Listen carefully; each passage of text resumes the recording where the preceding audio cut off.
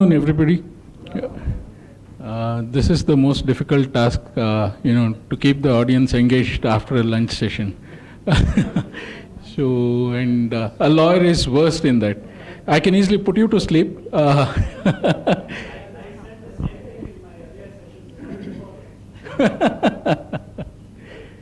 Okay. See, today's. How do I get this on the?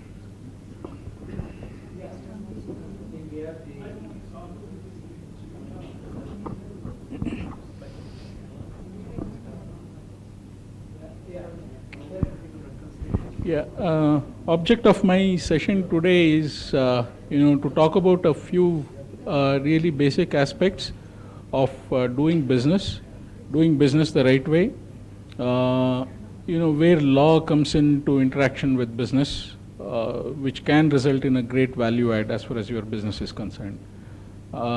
It's less to kind of, take you across legislations or provisions. It's more to sensitize you on certain specific, issues that you need to think through in the course of your business. Typically, at the time that you carry on business, you are also engrossed with business. That certain other aspects of business, which may not be to do with, the actual business activity, are also equally important, which you need to keep in mind. These are some of the essential things that I wish to, take you through, so that you get sensitized on this, you start thinking on this, parallelly with your main business activity. Now, one of the foremost things that you kind of have to think through, at the time that you go for a business,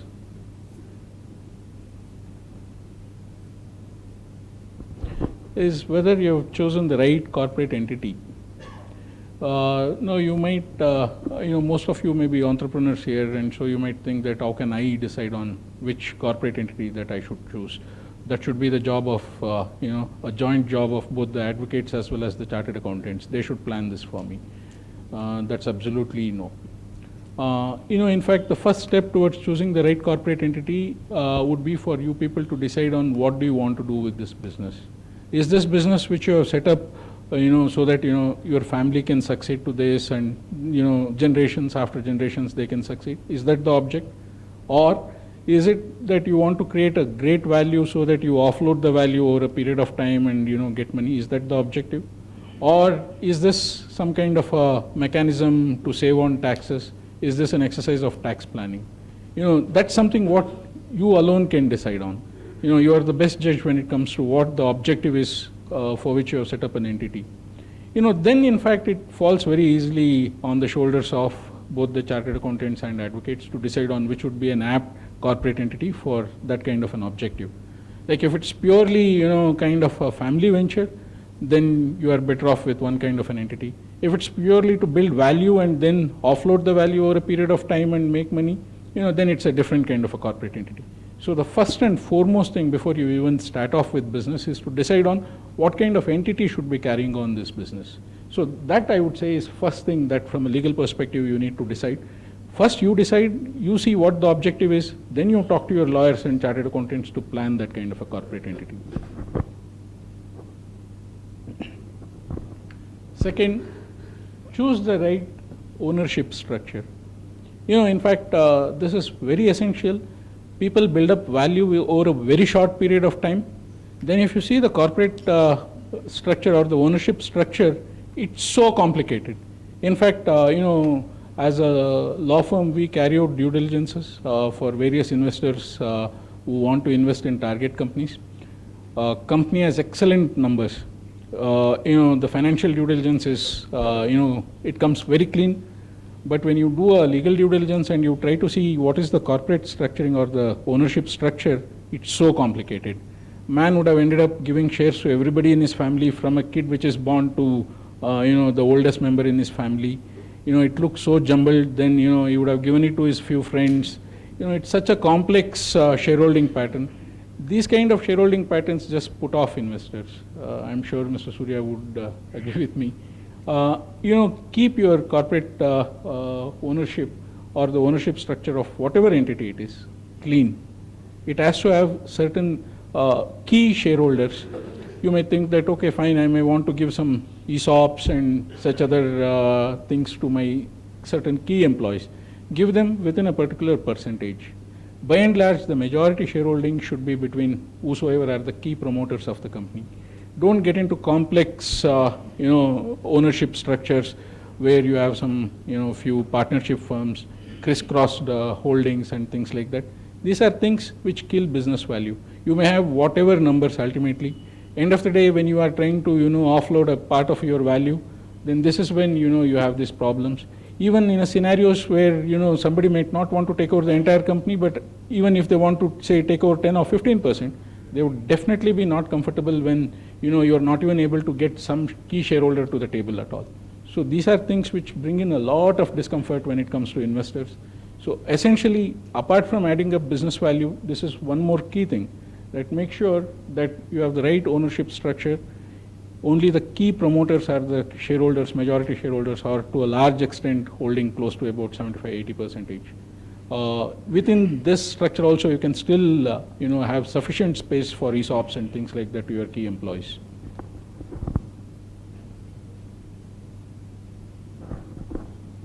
One more most important aspect: you build business, you have the right structure in terms of ownership, where you have just 2 or 3 shareholders or whosoever are the key promoters as far as the company is concerned. Do you have a proper documentation in terms of what are your rights and obligations inter se amongst the shareholders? This is one question you need to pose. Quite often I have seen, especially in SMEs, it would have started off as a partnership, then it would have got converted into a company. Over a period of time, things become too delicate for each of them to discuss with each other openly about certain issues. They think it's either a matter of trust or it would be really bad to speak about certain aspects. My advice is, at whatever point of time, make sure you talk to them, and that talk should be like a shameless talk in terms of, raising issues, be it in terms of day-to-day administration, the finance, the income, the expenditure side, whatever it is. Whatever is to be captured appropriately in a shareholding documentation, you need to have a proper documentation which clearly outlines what the rights and obligations of each of the key stakeholder is, and how do you define the areas of limitation in terms of where what can one do, where what cannot one do without the other consenting, list of reserved matters. All of these things are things which you need to openly discuss. Do this at the very threshold, because I see quite a few people shying away from this because they think that if I take up the topic of a shareholder agreement, my shareholder might get pissed off, or he may think that I don't have trust. Don't even get into this. You need to openly discuss. You need to have a very clean documentation, because I have seen many business groups, where the value has grown up suddenly. Then one such dispute, subsequently, the entire value is killed. People part ways, and I've seen ventures falling apart purely because, somebody tries to wake up at the last minute. Always make sure that you get into this as early as possible.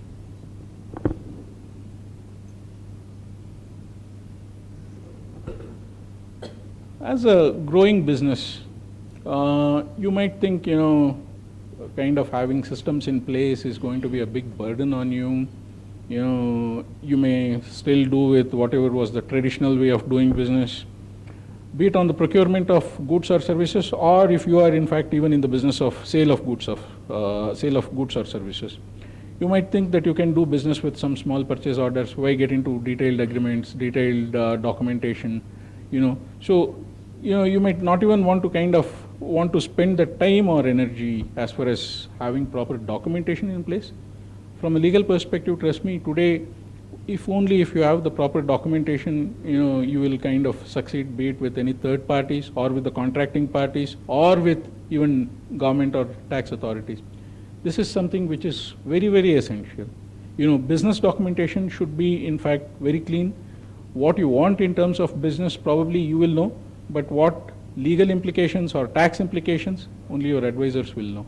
So more from that perspective, in order to have a 360-degree view with respect to your business, make sure each of your business steps, be it on the procurement side or on the sales side, is properly documented. You need to have all things thought through and put in the document. You may think that it's a waste of time, but quite frankly, I would say once you develop some kind of templates, it's quite easy. Then your people can, in fact, use those templates and, go ahead with life. But at the same time, it's a very great value add. Not having these documents, once again, like I've told you, has killed several, businesses. Like, even some big companies with, say, annual turnovers of like 30 to 40 crores.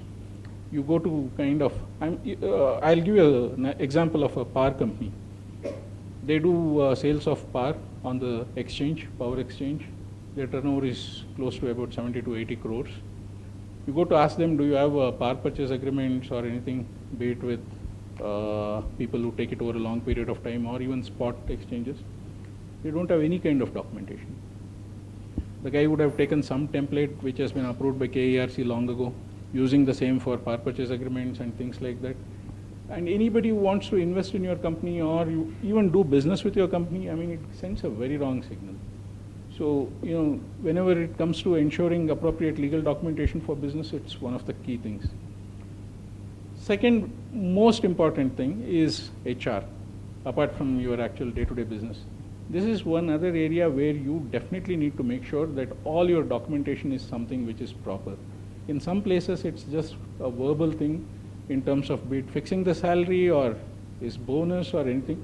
Even in fact, I've seen in some major companies where there are no contracts with respect to appointment of the MD. The MD might own 100% of that company, but then there is no contract. Then how do you trust that, X is his salary and, whatever the amounts that he has taken out of the company is towards salary, or is it a borrowing, or what is it? So whenever we come to see what kind of documentation people have for their business and HR, we see no documentation at all. So ultimately, it is just for the chartered accountant to say, okay, X amount I'll assign towards your salary, X amount I'll assign towards something else. Trust me, people, I mean, nobody will believe that kind of a story. In fact, if you go, say, to offload some value in your company to some third party, and if that third party gets a financial or legal due diligence, and if this is the position, they would not even want to step into the company, whatever the value of this company may be. So make sure, at least with respect to these two areas, which is business and HR, you have proper legal documentation.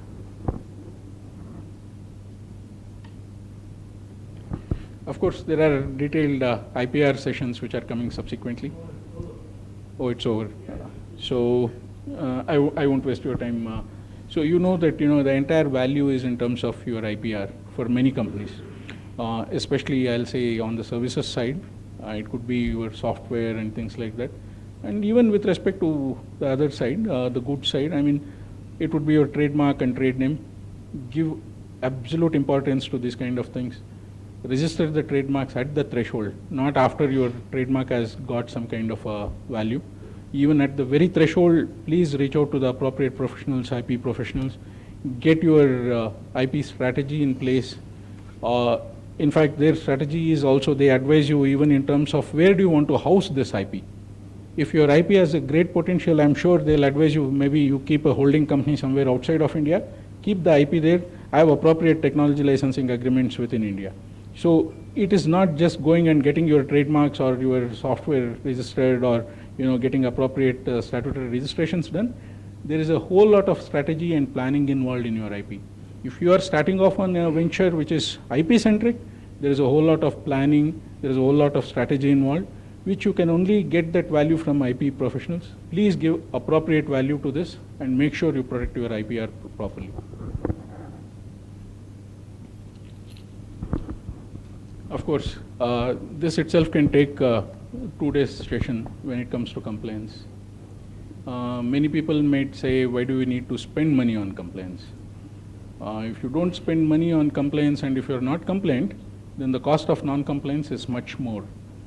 You end up enriching professionals like me and some of the panelists with both money and experience. So if you don't want us to get enriched with your money and with your experience, please make sure you are compliant. Compliance should be 100%. Be it even compliance in terms of financial integrity within the company, or financial integrity or tax integrity with, say, third-party tax agencies and such other government agencies. Your compliance should be absolute and 100%. Be it in terms of even some large entities with, say, 400, 500 employees, it's surprising that, they don't have proper compliance mechanisms. You need to make sure you have appropriate, this whistleblower mechanisms. You need to make sure, see, most of you are all entrepreneurs who have come here. You need to know, what's happening in the company. You may be busy with your daily schedule. You don't even know what's happening with the company. My suggestion is just have a whistleblower mechanism. You have an email ID and you have a call where somebody can register their complaint anonymously. You see the kind of things that you get to know about your own entity. Half of them may be false, but at the same time, you should know how you need to deal with those complaints. But at the same time, it gives you a completely different picture than what you probably thought of your own venture. That's one part of compliance mechanism. Second thing is, certain things are statutorily mandated. Like, for example, we have a airline client, probably running some 80 to 90 flights on a daily basis. They weren't even aware that they need to have a proper mechanism to check sexual harassment. That's something which was previously mandated by the Supreme Court decision. Subsequently, now we have a law mandating certain things with respect to sexual harassment. They have close to about 200, 300 air hostesses and all. They weren't even aware that that's something which they need to have in place. In fact, their DGCI license could have been revoked because of this.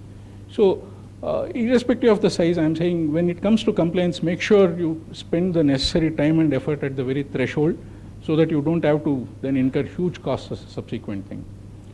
See, apart from the cost part, non-compliance consequences could be varied.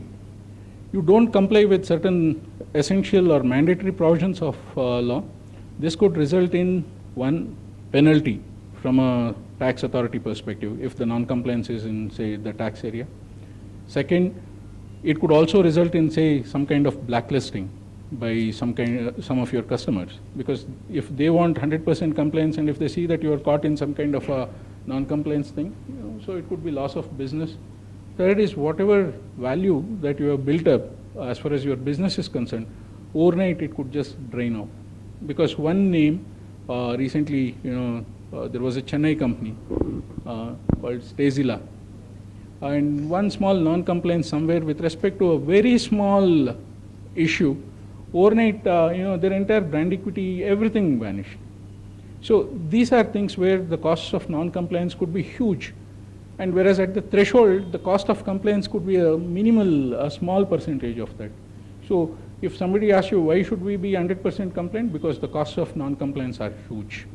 So my recommendation or my suggestion is that, always ensure 100% compliance, be it on the financial side, be it on a compliance with some statutory requirement. That statutory requirement could be varied. It could be anything to do with, like I said, sexual harassment to tax compliance, or it could be varied compliance.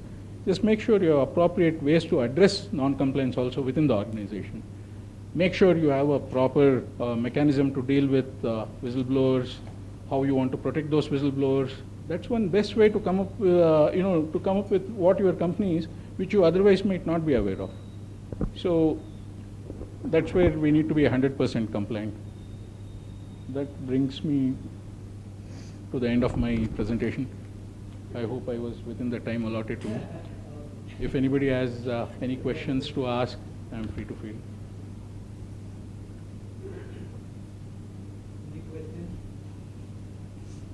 I hope it's not the post-lunch effect.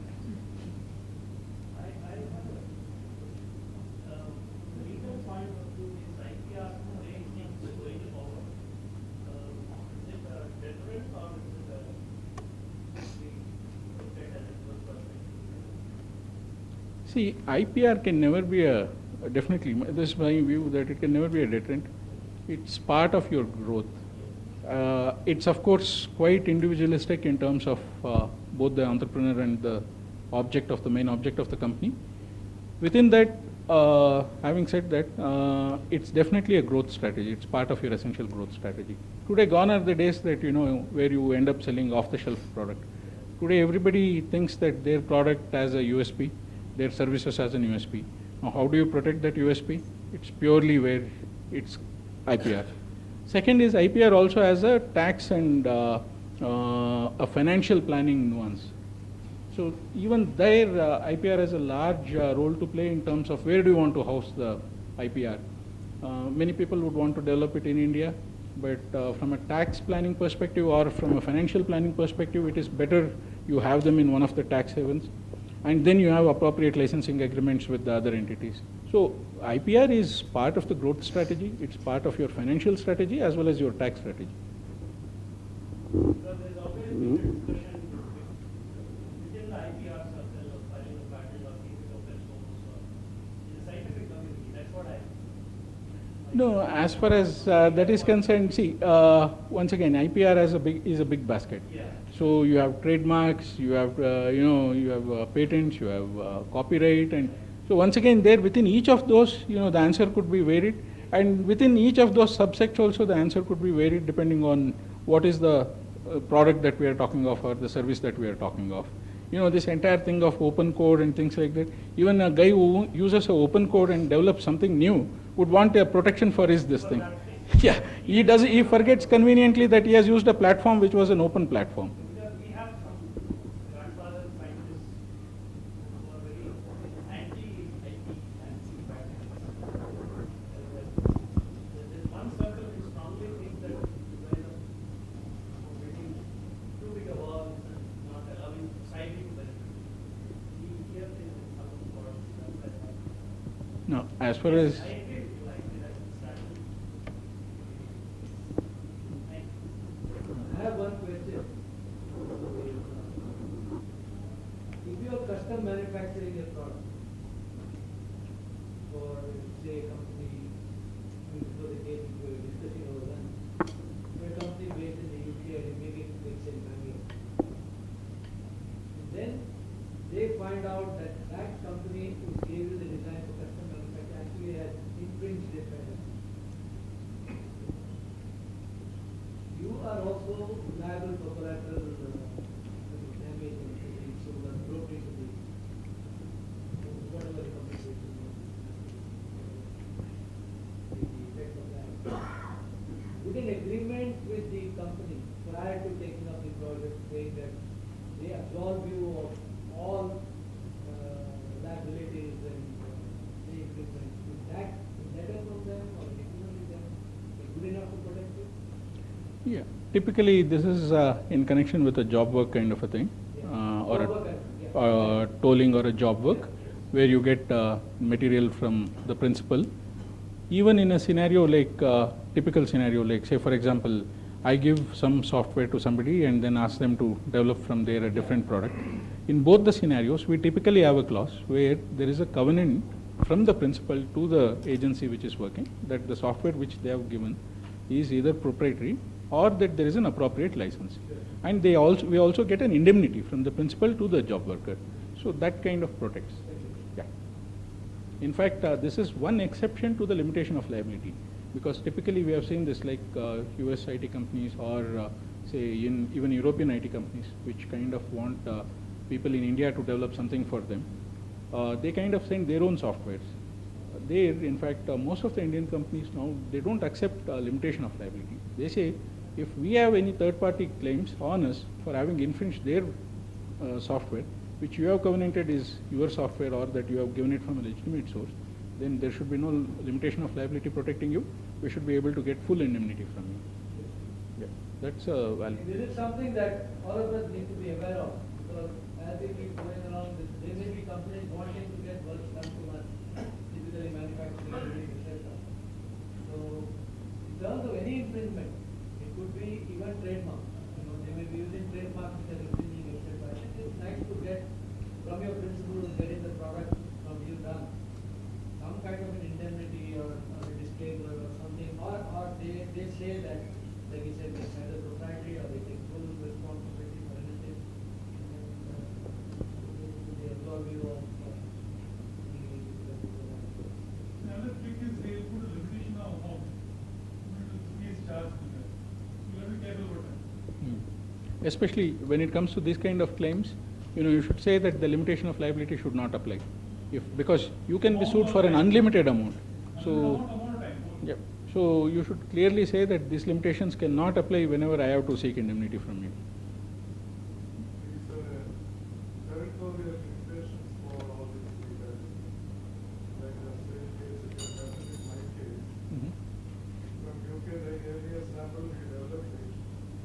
This was already patented in Sri Lanka. supply. Customer told you don't have to worry because it's only patented in UK. So we went on supplying after 1.5 years. We get the legal notice from Sri Lanka. Mhm. And also they told we will take it up in UK. You don't worry about it. Finally, I got a notice from there saying that I have already taken patent in India, but this product is not released in India. So it's binding on us. As well as in UK they filed a case, India they filed a case. No. So is there any international? See, it's like this. When it comes to trademarks, in fact, if you want to kind of say from the Sri Lankan party's perspective, if you Patent or? what is it? Is that a design patent? Design. Oh, design patent. Okay. For the product. If it's a design patent and if you have kind of infringed this patent and if it is already a registered patent in India, then you will have to kind of, you have no option but to then try and seek indemnity from, your UK customer. You will have to, even if he is not implicated separately in India, you have to implicate him in India, as a co-defendant, and then let him to kind of take over the defense.